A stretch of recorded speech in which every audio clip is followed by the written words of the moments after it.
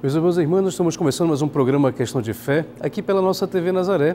Nós iremos hoje falar sobre Santo Inácio de Antioquia. Um programa que é feito com a participação de todos vocês e que serve para nos ajudar a poder compreender a nossa vida de fé, dentro daquilo que é os primeiros séculos da Igreja, a riqueza cultural, de tudo aquilo que os primeiros séculos da Igreja nos oferecem, do ponto de vista religioso, cultural. Nós também falamos daquilo que é a literatura patrística. E na literatura patrística nós já podemos começar falando então de Santo Inácio de Antioquia. Como já tivemos a oportunidade de poder falar aqui no nosso programa, então nós em nossa vida sempre olhamos para os padres da igreja. Você já deve ter ouvido falar sobre um padre da igreja ou época patrística e assim por diante. Então, é tudo aquilo que diz respeito à produção literária após a Sagrada Escritura. E após a Sagrada Escritura, nós temos então ali tudo aquilo que diz respeito, por exemplo, à nossa possibilidade de desenvolvimento da fé cristã, com base em tudo aquilo que realmente nós podemos encontrar da fé cristã a partir da presença dos apóstolos e como esses que sucederam os apóstolos, então puderam dar continuidade à tradição. E um deles é Santo Inácio de Antioquia.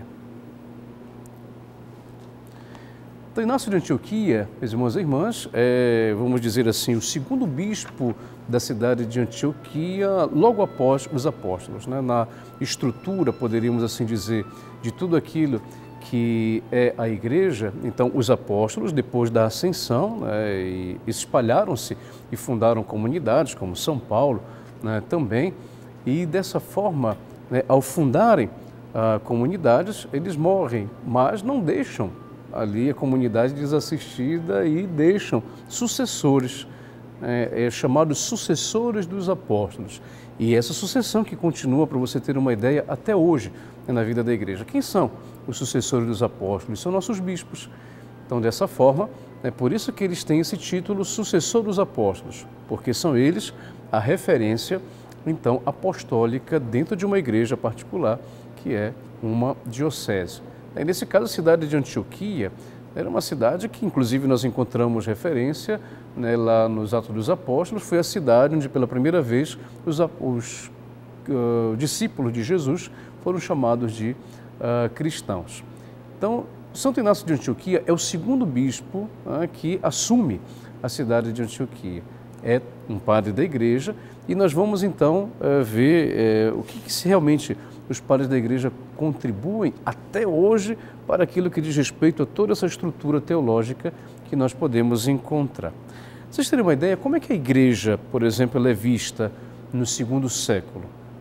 E aí temos Santo Irineu de Leão, que vai dizer para vocês terem uma ideia do contexto de igreja que encontra Santo Inácio de Antioquia. A igreja de Santo Irineu, embora dispersa pelo mundo inteiro, tendo recebido dos apóstolos e de seus discípulos a fé em um só Deus, Pai Todo-Poderoso, que fez o céu e a terra, o mar e tudo que neles contém, e em um só Cristo Jesus, Filho de Deus, que se encarnou para a nossa salvação, e no Espírito Santo, que proclamou por meio dos profetas as economias, tendo em vista o nascimento de Jesus, o seio da Virgem Maria, a ressurreição dentre os mortos, a elevação corporal ao céu do bem-amado Cristo Jesus, nosso Senhor, e sua parousia do alto do céu, na glória do Pai, para recapitular todas as coisas e ressuscitar toda a carne do gênero humano. É interessante. Olha como Irineu, ele vê a igreja neste segundo século.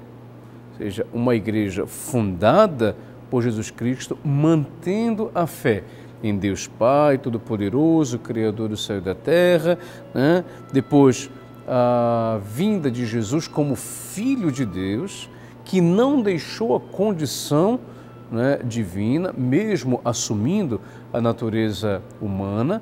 Então, isso faz com que a gente possa entender que a igreja ela vai sempre, né, mesmo com tudo aquilo que ela tem no seu contexto cultural, religioso, né, politeísta, ela vai manter a sua essência, né? E daí então, como a gente pode falar de Inácio de Antioquia?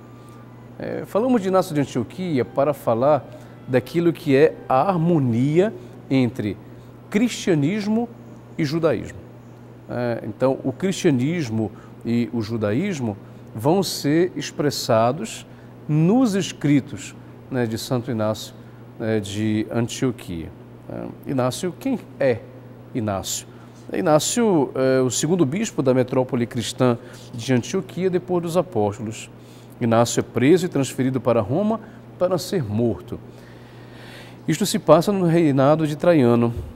Ao longo da viagem, escreve cartas às igrejas que na passagem se mostraram fraternas para com ele, e alguns bispos, como Policarpo de Esmirna e a igreja de Roma, para a qual se dirige. Daí foram conservadas, né, 7 cartas, né, atribuídas a Inácio, né, de Policarpo. Resta-nos apenas uma carta aos Filipenses. Esses documentos, cuja autenticidade às vezes contestada, inserem-se perfeitamente, no entanto, na primeira metade do século II, por suas preocupações fundamentais. Então, a primeira coisa, Inácio de Antioquia é um bispo, né, que sucedeu logo em seguida um dos apóstolos que estava ali na cidade, inclusive Pedro, né, ele ficou um tempo na cidade de Antioquia. Ele, ao ser condenado à morte, ele vai para ser sentenciado, né, e preso ali em Roma. E nessa viagem ele vai escrevendo cartas. Essas cartas que foram conservadas, então, nos dão um contexto daquilo que é a igreja no segundo século, né? Daí, então, vemos, por exemplo, o que se percebe nelas?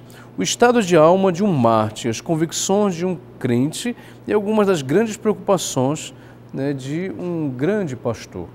São textos simples, frequentemente alusivos de vida e densidade, né, notáveis. Observaram-se nesses textos afinidades com o quarto evangelho e com a primeira epístola de João. Evidenciou-se também que as cartas são marcadas pela influência das epístolas paulinas, sobretudo a primeira carta aos Coríntios e Efésios, e das pastorais, do mesmo modo que, em Paulo, o martírio é apresentado como uma imitação da paixão de Cristo, e a existência cristã é toda centrada na união com Cristo. Nós estamos falando agora das características, né, dessas cartas de Santo Inácio de Antioquia. Lembrando que Santo Inácio, portanto, é um dos primeiríssimos, né, padres da igreja, dentro daquilo que nós poderíamos dizer são os padres apostólicos, né? E o que Santo Inácio contribui, né, para nós? Então, Santo Inácio, para nós, ele contribui com essas temáticas que, como vocês viram aqui, já tem influências das cartas pastorais do Novo Testamento, dos evangelhos, né, sobretudo o quarto evangelho, né, o evangelho de João, também as epístolas paulinas, ou seja, o próprio Paulo. Então, isso já mostra para nós, do ponto de vista histórico, né, que os padres não têm a preocupação de inovar do ponto de vista literário, né? Eles conservam aquilo que encontram, tanto que esses escritos do Novo Testamento, né, vai influenciar nos escritos dos padres da igreja. Por que insistir sobre isso? Justamente para nós podermos fixar aquilo que é a importância desses padres da igreja como conservação de toda a doutrina cristã. Não de inovação da doutrina cristã, mas de conservação, então, da doutrina cristã. A linguagem das cartas de Santo Inácio de Antioquia revelam também uma certa distância dos escritos testamentários. É assim que Cristo é chamado Deus com toda a espontaneidade. Deixai-me imitar a paixão do meu Deus. A expressão Filho do Homem não tem mais ressonância específica e significa simplesmente que Jesus, por seu nascimento, pertence à raça humana. O Pá, carne e espírito, assume uma dimensão original que será acentuada. Observam-se, sobretudo, certas insistências particulares nas preocupações de Inácio, né? Então, dessa forma, nós vamos ver então tudo aquilo que diz respeito, né, ao que essas cartas, né, de Santo Inácio elas irão proporcionar para todos nós. Primeiro, né, nós iremos ver que as cartas, né, de Santo Inácio elas nos chamam a atenção para a unidade, né, dos cristãos. Três preocupações que podemos identificar nas cartas de Santo Inácio. A primeira, a unidade dos cristãos. A segunda, a realidade, né, da encarnação. E a terceira, justamente, a relação entre cristianismo e judaísmo. Então, dessa forma, nós vamos vendo, meus irmãos e irmãs, que Inácio de Antioquia, ele nos dá, então, aquilo que é um percurso do que diz respeito, né, à nossa, vamos dizer assim, vida de fé. E nessa vida de fé, ele vai ver a realidade da igreja que está nascendo, as suas necessidades, para que dessa forma, então, a gente possa entender tudo aquilo que diz respeito à necessidade pastoral também que os cristãos precisam ter para nós podermos ali identificar tudo o que diz respeito, né, a esse nascimento da própria, né, igreja. Ele está caminhando para o martírio e caminhando para o martírio ele vai escrevendo, né? E nesses escritos nós temos aí três temas, né, fundamentais, né? Ou seja, a unidade dos cristãos, a realidade da encarnação de Jesus Cristo e a realidade entre o judaísmo e o cristianismo. Isso aqui é muito importante também, né, para entendermos o contexto daquilo que é, né, a figura da vida da igreja.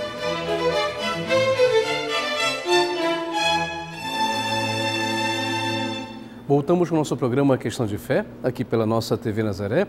Nós estamos falando sobre Santo Inácio de Antioquia, um padre da igreja que viveu justamente no segundo século e é uma expressão daquilo que é a riqueza da literatura patrística na vida da própria igreja hoje. Nós não poderíamos esquecer, nos nossos estudos, nas nossas reflexões teológicas, de poder sempre olhar para a figura, né, dos padres da igreja e, ao mesmo tempo, já estamos começando a falar, né, dessa riqueza religiosa, espiritual, cultural, teológica, que são os padres já com Santo Inácio de Antioquia. Como falávamos, Santo Inácio de Antioquia, ele é o segundo bispo da cidade de Antioquia, logo após, né, os apóstolos.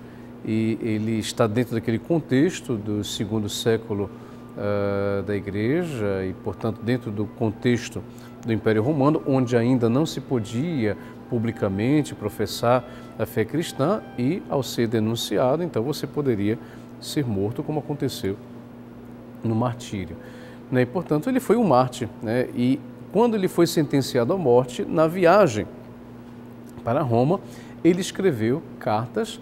E essas cartas, então, têm em torno delas três temáticas que hoje também servem como fundamento. Primeiro, para nos ajudar a entender como era a estrutura, né, da igreja naquele período, tal qual nós encontramos hoje também, né, na vida da igreja. Depois, os temas que estão intrinsecamente ligados àquilo que é, né, a própria estrutura da realidade, né, judaica, cristã, Império Romano, cultura oriental, né, e assim por diante. Então nós iremos ver, né, aquilo que diz respeito, né, a esses três temas, né, o tema, portanto, da unicidade, né, de Deus. Iremos ver o tema da encarnação, né, de Jesus Cristo, a relação entre o judaísmo e o cristianismo. Mas antes disso, como é que Inácio de Antioquia ele escreve sobre o martírio? E nós iremos ver isso. Então, no quarto século, né, Inácio de Antioquia ele escreve, segundo o primeiro historiador da igreja, Eusébio de Cesareia, né, na história eclesiástica, que vamos dizer assim também, teremos oportunidade de falar um pouco, né, sobre Eusébio de Cesareia, né, que é um autor antigo que nos deu, vamos dizer assim, o primeiro livro de história. Hoje nós temos os livros de história que falam né, da estrutura, né, na qual a história é dividida, história antiga, média, moderna, contemporânea, pós-contemporânea, né, pós-moderna ou contemporânea, e assim por diante. Temos também, dentro da literatura patrística, um livro antigo de história da igreja, inclusive esse livro de Eusébio de Cesareia, ele nos confirma muitas informações que ou temos ou sabemos que tínhamos e não temos mais. É interessante. As referências que ele faz de, por exemplo, determinadas obras, cartas, acontecimentos que são confirmados posteriormente por outros documentos e, ao mesmo tempo, a existência de documentos que não vieram até nós. Então, é realmente uma grande riqueza nós termos e estudarmos também Eusébio de Cesareia. E olha que Eusébio de Cesareia, ele fala, né, de Irineu, né, de Santo Inácio de Antioquia. Ele diz, né, na história eclesiástica, né, no capítulo 3, parágrafo 36. Naquela época, sob Traiano, distinguia-se na Ásia um companheiro dos apóstolos, Policarpo, que fora constituído bispo da igreja de Esmirna pelas testemunhas e servidores do Senhor. Nesse mesmo tempo eram conhecidos Pápias, bispo da comunidade de Herápolis, e Inácio, ainda hoje muito celebrado, que obtiveram o episcopado na segunda linha da sucessão de Pedro em Antioquia. Então, olha só a importância desse texto na vida, né, de estudo nossa. Um texto, né, do quarto século, e que confirmam as informações que nós temos sobre esse personagem, que no caso, né, primeiro, a existência do episcopado. Olha como ele fala a expressão do episcopado, ou seja, dos bispos. Distinguia-se na Ásia um companheiro dos apóstolos, Policarpo, que fora constituído bispo da igreja de Esmirna. Depois, nesse mesmo contexto, Pápias, bispo da comunidade de Hierápolis, e Inácio, ainda hoje muito celebrado, que obtivera o episcopado na segunda linha da sucessão de Pedro em Antioquia. Então, após a figura de Pedro, ele se torna o bispo da igreja, né, de Antioquia. E o que Eusébio fala, né, de Inácio? Conta-se que ele foi enviado da Síria, cidade dos romanos, para servir de alimento aos animais, em testemunho de Cristo. Durante a travessia da Ásia, sob a vigilância rigorosa, né, de guardas, com suas conversas e exortações, ele fortalecia as comunidades em cada cidade por onde passava. Sobretudo, prevenia-as contra as heresias que começavam a proliferar. Exortava-as a que permanecessem firmemente ligadas à tradição dos apóstolos, que, por segurança, ele julgava necessário fixar também por escrito como forma de testemunho. Então, Eusébio de Cesareia, esse historiador antigo, já ainda da época patrística, nos dá essas informações sobre Inácio de Antioquia. Então, ele fala que era um bispo da segunda linha da sucessão, após Pedro, e na ida para o martírio, olha só, inclusive nós sabemos como ele foi martirizado. Ele foi para servir de alimento aos animais em testemunho de Cristo, ou seja, a realidade, né, do martírio nesse século, que era muito forte. Encontrando-se em Esmirna, onde estava Policarpo, escreve uma carta à igreja de Éfeso, outra a Magnésia do Meandro, outra a Trales. Além dessas cartas, escreve também à igreja dos romanos. Depois, já longe de Esmirna, comunica-se de novo, por escrito, de Troades, com os de Filadélfia, com a igreja de Esmirna e com seu próprio presidente, Policarpo, no qual reconhece um homem plenamente apostólico e a quem confia o rebanho de Antioquia, como verdadeiro e bom pastor, pedindo-lhe que se interesse por ele sem demora. Então aqui é o testemunho que nós temos de Eusébio de Cesareia no que diz respeito, né, à figura, né, de Inácio de Antioquia. E daí então, né, como falava para vocês, né, o que Inácio de Antioquia fala, né, nessas cartas que ele escreve? A primeira temática, a unidade dos cristãos. A unidade era tema dominante nas cartas, marcadas pelas palavras único, união. A igreja, para Inácio, é uma união, uma unidade, uma concórdia, um ágape, queridas por Deus e por Cristo, fundadas sobre Ele. É católica, isto é, espalhada no mundo inteiro, universal, pela comunhão das igrejas entre si. A união é ao mesmo tempo mística e moral, dada em Cristo no Espírito e objeto de um esforço incessante. É espiritual e visível. O cisma e a heresia são os grandes males, o grande pecado. Portanto, meus irmãos e irmãs, nós sabemos que nessa primeira temática, né, da unidade dos cristãos na carta de Santo Inácio de Antioquia, também serve para podermos entender por que a necessidade, né, de insistirmos também na unidade, na comunhão. Se vocês perceberem, é um tema hoje atualíssimo. Na Arquidiocese de Belém, como também em outras dioceses, né, se realiza ou se pode realizar um sínodo. E o que é o sínodo? O sínodo, ele é um sinal de comunhão, é um sinal onde nós fazemos o exercício da escuta dos diversos pontos de vista para podermos chegar àquelas linhas, aqueles eixos que nos ajudam a poder, mesmo na diversidade de atividades, na diversidade de pessoas e de pensamentos, não perdermos aquilo que é o nosso objetivo, não perdermos aquilo que é a nossa meta. Então, para vocês terem uma ideia, essa temática da unidade, ela já vem desde Inácio, né, de Antioquia, que insistia, né, sobre essa imagem da igreja que é una, né, embora espalhada nas diversas regiões do mundo, mas ela é una.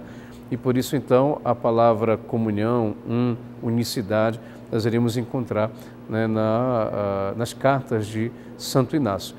Uma outra coisa é que ele insiste sobre essa palavra católica. Você deve ter se perguntado, mas e essa palavra realmente católica, o que ela significa? A expressão católica, ela vem do grego, essas cartas elas foram escritas em grego, e, portanto, católico significa universal, ou seja, espalhado, né, no mundo inteiro. Por isso, ele também usa essa expressão para poder falar. E ele insiste de que o grande pecado contra a igreja é justamente o cisma, a separação. E o que isso nos ajuda a poder pensar? Realmente, na igreja, se você pensa sozinho, se você quer viver isolado, você não está sendo igreja, diria Santo Inácio hoje, né, para nós. Se ele percebesse qualquer tipo de divisão, qualquer tipo de estrada que não fosse em comunhão com o Papa, os bispos, nós não estaríamos vivendo a igreja. Portanto, é um tema muito importante na figura de Santo Inácio. Depois, meus irmãos e irmãs, o segundo tema que nós encontramos nas cartas de Santo Inácio é a realidade da encarnação. Para Inácio, Cristo é, antes de tudo, aquele com quem ele vive e para o qual vai por meio da morte. As cartas não desenvolvem uma cristologia abstrata, mas uma convicção. Não há cristianismo sem Cristo, nosso único mestre, nosso único Senhor. Então a gente percebe, né, nas cartas de Santo Inácio, né, a insistência da pessoa de Cristo, ou seja, nós encontrarmos a figura de Cristo, né, em toda e qualquer atividade que nós façamos. E o terceiro tema que nós encontramos nas cartas de Santo Inácio de Antioquia é justamente o cristianismo e o judaísmo. Outra ideia, força de Inácio, é a novidade do cristianismo, ou seja, sua originalidade e independência com relação ao judaísmo, né? A questão dos vínculos que o cristianismo devia ou não conservar com o judaísmo, seu berço original, como nos mostram as cartas de São Paulo, e os Atos dos Apóstolos, né? Ou seja, nós viemos do judaísmo, mas somos distintos, né? Isso aqui foi algo muito importante porque houveram também dificuldades do ponto de vista pastoral, né? Do ponto de vista estrutural na igreja. Essa realidade, poderíamos assim dizer, né? De aqueles que vinham do judaísmo e daqueles que vinham do paganismo. E daqueles que vinham do judaísmo, né? A dificuldade, né? De poder realmente, vamos dizer assim, viver, né? Essa especificidade, né? Da fé cristã. E Inácio vai ajudar a compreender muito bem isso. Então, meus irmãos e irmãs, falamos de Santo Inácio, né? De Antioquia no nosso programa de hoje, dos primeiríssimos, né? Padres da igreja que vão nos ajudar a poder pensar e refletir tudo aquilo que foram, né? Esses primeiros passos, né? Das comunidades cristãs do ponto de vista literal, do ponto de vista eclesial. E você pode nos ajudar a fazer esse programa, você pode mandar sua mensagem via WhatsApp, né? Para o nosso número que está aparecendo aí na sua tela, o 91-DDD 988023444, e você pode mandar sugestões de tema ou até mesmo sugestões da produção, né, deste programa que é feito para você. Ao mesmo tempo, você também pode nos ajudar a dar continuidade a essa obra de evangelização que é a nossa Fundação Nazaré de Comunicação. Você pode ser um membro da Família Nazaré. A Família Nazaré é uma família, né, de devotos e devotas, de cristãos e cristãs que nos ajudam e nos sustentam para podermos dar continuidade a essa obra de evangelização. Você pode nos ajudar, você pode ajudar a produzir este programa, ajudar também toda a estrutura de comunicação que temos no nosso portal, né, TV, rádio, jornal. Somos a única diocese, né, que tem toda essa estrutura e, portanto, precisamos realmente também da colaboração de nossos irmãos. Seja membro da Família Nazaré, 4006-9211, e aí você terá orientações sobre como você pode nos ajudar, né? O muito, o pouco, o que importa é aquilo que vem do seu coração, para que assim a gente possa continuar. O Evangelho não pode parar.